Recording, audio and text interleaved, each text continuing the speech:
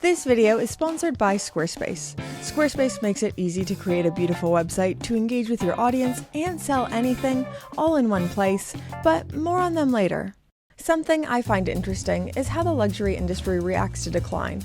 And specifically, my interest is in fancy watches. Whenever I talk about recession and its impacts on the watch industry, people often point out Veblen goods and how they're an exception to the law of demand as their demand increases as their price increases, which is true. But over these past 12 months, we've been in this movement called the Great Luxury Slowdown, where more and more people are opting out of the modern luxury purchase model. And there's been a few recession indicators for the watch industry. I think I've narrowed it down to 3. Now, to be clear, I'm not saying the Swiss watch industry is in freefall, sell your Rolex. I've just noticed a few recession indicators that I thought would be interesting to talk about. So I went to Watches and Wonders for my first time this year.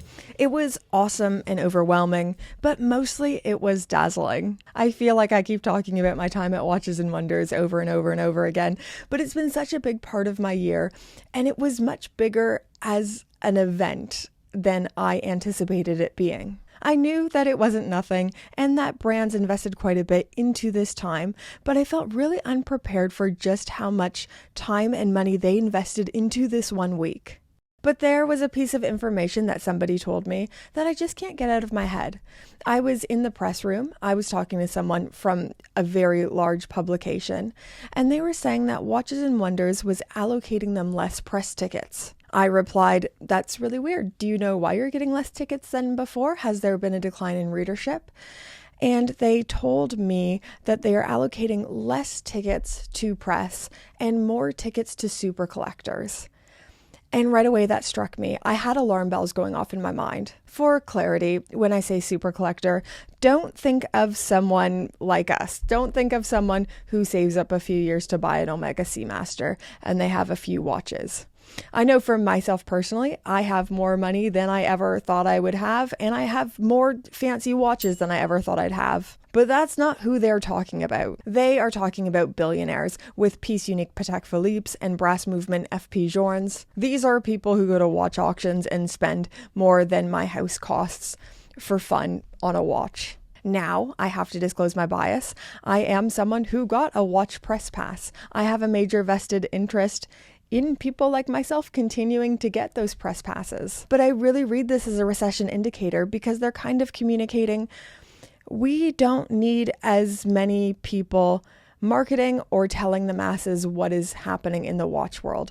We just need a few super collectors, a few people with a lot of money, and to keep them sweet. I call it the Richard Mille strategy. So if you look at the top selling brands in Switzerland, let's narrow it down to the top 10. Sitting pretty at number 6 is Richard Mille, with data that is really exceptional compared to the competition. In 2024, Richard Mille sold far and away the lowest volume of watches at the highest price. The implied average retail price per watch is 275,000 Swiss francs. Richard Mille doesn't need a lot of customers, they just need a few to be the 6th highest selling Swiss watch brand. To clarify, I'm not saying Watches and Wonders is only inviting super wealthy, crazy collectors, because that's not true. But there is a concerted effort to prioritize them more than they used to. A larger effort to focus on the purchasing power of the top 10% of collectors. I really need to get my watch publication up and going to double my chances of getting press passes to these awesome events. Maybe then people will start taking me seriously. And this is why we need to talk about Squarespace, who are also today's fabulous video sponsor. Have you ever wanted to start a side hustle? Or maybe you have an idea inside of you, but you just don't know where to start. Or maybe you have something that you are doing, but you want to reach more people. A website is always the place to start, and this is what Squarespace does. They have literally hundreds of professionally curated, beautiful templates. And from there, you plug in your specific information. And this can be anything. Maybe you want to make a community page for Richard Mille lovers, all 13 of us. You can have that page up and live within an hour. Maybe you bake cookies in the form of the Omega logo for the Omega fanboys. How else are they going to find you? You have to make your awesome omegacookies.com page. Speaking of which, Squarespace has integrated SEO tools or search engine optimization tools, so you show up more often on search engines, so new and old customers can find you. Whether you are offering services, selling products, or if you just need a little one-pager, Squarespace gives you everything you need to grow your business and get paid all in one place. Squarespace is a no-brainer. I use them, I love them, and you should go check them out. Check out squarespace.com/BritPierce for a free trial, and then when you are ready to launch, use my gorgeous code, the BritPierce code, to save 10% off your first purchase of a website or domain. Make sure you use my link and my code so they know I sent you, and thank you so much to Squarespace for sponsoring this video. Okay, moving on, and I think this is kind of linked to point number 1, but it's a bit more nuanced. Something we've been seeing since the COVID-19 pandemic and lockdown, since we've been on the other side, is more consumers clinging to well-known luxury names and an unwillingness to take risks on less well-known brands. To clarify, when I say consumers, I don't mean us watch people. If you know who Abraham Louis Breguet is, you are not the demographic we're referring to, but more normal people. People who might buy one nice watch and that's it. That's their nice watch. As of 2024, we saw brands like Blancpain, Breguet, and Rado falling out of the top 20 watch brands by sales, and we've seen the rise of Chanel, Hermès, Tag Heuer, secure names well known outside of the horological landscape. Beyond that, when we look at the brands that are on the rise, Richard Mille has to be one of the most interesting examples. Founded in 2001, the brand was nowhere to be seen in the Morgan Stanley Top 20. But then, in 2019, they entered the chat at 8th position, climbing their way up until 2023 when they overtook Longines in overall sales to become the 6th highest selling Swiss watch brand. For me, that's a powerful picture. Longines being overtaken by Richard Mille. Richard Mille is a brand that is so expensive, so unashamedly for the mega wealthy, taking over a position from a brand that's kind of entry-level luxury. It's a great luxury watch for more normal people. I think this is a recession indicator, as it shows people aren't willing to take wild swings with their money. They want more secure, safe bets. They want tried and tested maisons, or at the very least, strong brands that they know is a safe place to store their money: Rolex, Cartier, Omega, Patek. In fact, the market is becoming so polarized that the top 4 brands, Rolex, Cartier, Omega, Patek, account for 50% of total sales. That's insane. It's boring to say, and my horology-loving heart wishes it was Moser and Breguet on the rise. But that's just not what the data is showing. I feel like value retention is always an awkward topic to broach in the horological space. On the one hand, we say, buy the watches you love and you'll never regret it. And that's true. It's a long-term game. But also, I completely understand the sensibilities of wanting to store your money in a safe bet. When we are talking about thousands and thousands of dollars or pounds, whatever your currency, on watches, that's a meaningful amount of money. And people need to think and consider in those purchases, regardless of how much money you have. Let's not hang out here for very long. Even the title of this section is boring. But geopolitical instability is certainly a factor for the Swiss watch industry.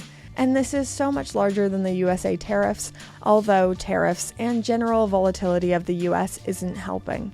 The Swiss watch industry experienced a 3% decline in overall exports as of 2024. This isn't necessarily surprising, coming off of the record years of 2021 and 2022, but in general is experiencing a downward trend if you're a bit more pessimistic like me, or a correction if you're a bit more optimistic. In 2024, there were some real big fluctuations.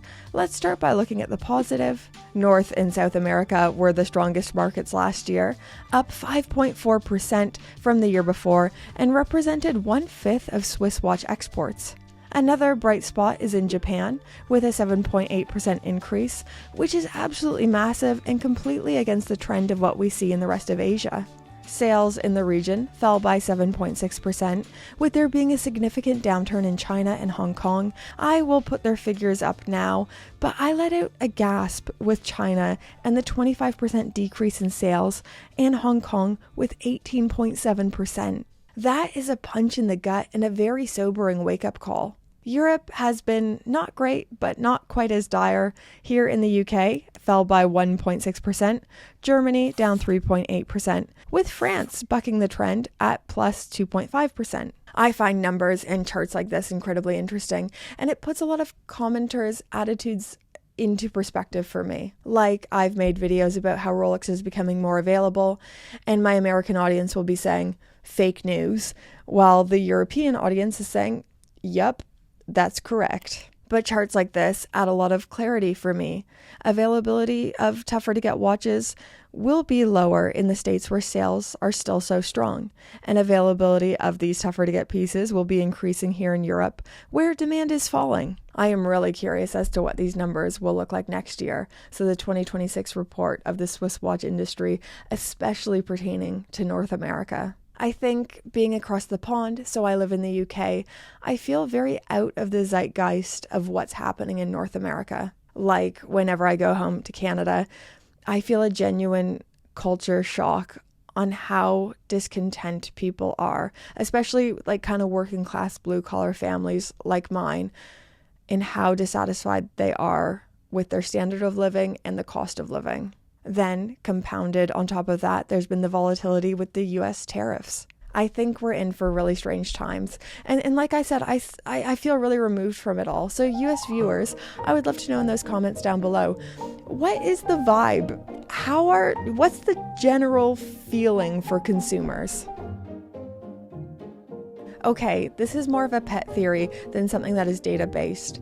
So please do push back in the comment section if you think I'm way off. But the watch industry at large seems to be mimicking the fashion trend cycle more than the traditional horology cycle. Now, this could be because many brands are getting swallowed up by fashion conglomerates, so it makes sense that they would begin to mimic the fashion cycle. But let's look at Tudor as an example. Tudor as an independent brand that's outside of those conglomerates. Tudor will release the bulk of their novelties in addition to their core collection at Watches and Wonders, but then throughout the calendar year, they have a few more pieces that enter the fold.